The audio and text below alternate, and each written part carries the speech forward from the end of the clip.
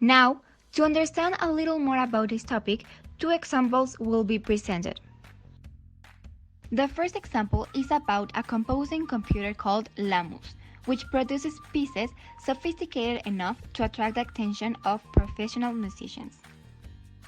Lamus developer Francisco Vico from the University of Malaga and his colleagues carry out a sort of Turing test on 250 people.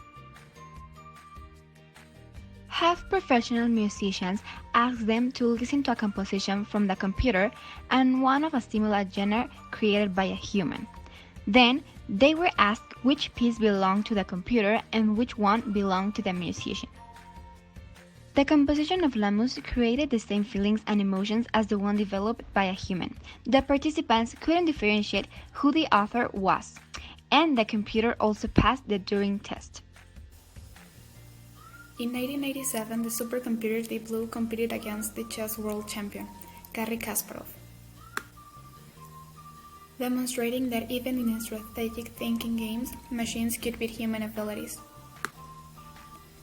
The Russian Vladimir Veselov and the Ukrainian Eugene Demchenko created a chatbot called Eugene Gustman.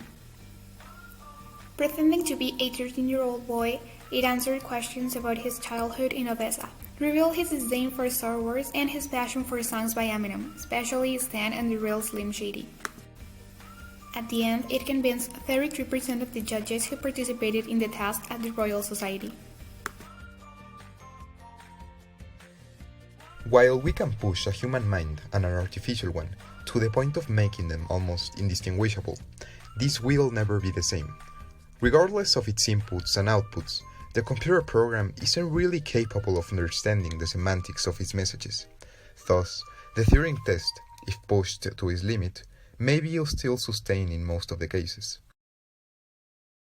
Also, we believe that the weakness of this test lies in the fact that the judge is a human being, whose perception is limited by its own senses and knowledge about human interactions.